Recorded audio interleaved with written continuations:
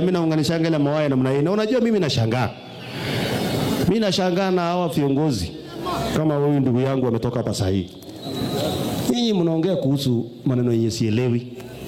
Muachaneni na ule jamaa hapa kwenu. Jamaa ametoka tu Amerika, hata hajaongea mnapigie kelele. Hako na makosa gani jamani?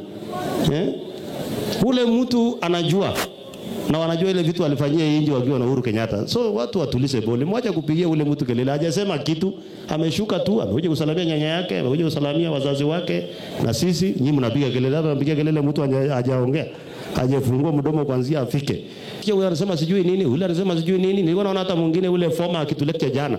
Mtu aliharibu inji, alipora inji. Lakini leo nimemwambia aende gym kwa sababu ile alipora inji mpaka hata yeye mwenyewe anakuwa tofauti kidogo. Awachane na inji.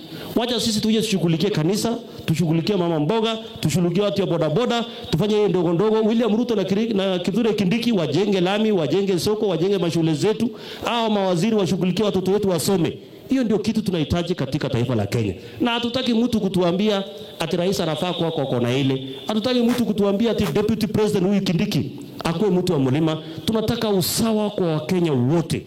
Kila mtu apate haki kama Mkenya. Tuko hapo watu wa Kisii. Mnatuunga mkono? Mnatuambia turudi hapa siku nyingine tena? Nataka niwape ushauri.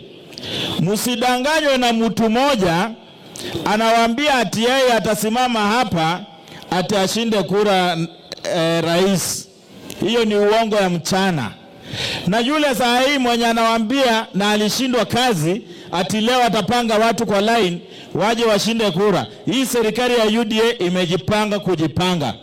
Kama walijikusanya mpaka na rais mstaafu wakawa sijui na nani na wakashindwa, mtu akiwa kwa kiti kubwa, na leo anakuja kukuambia ati anaweza tafuta rais, hata mimi nikisimama na yeye mimi nitamshinda.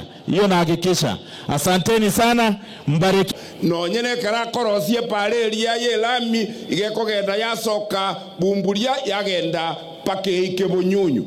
Igomba goteba ngantige ese pare yere ngende kwa keriogi wakira abantu chinkobi ba mambi na mambiende.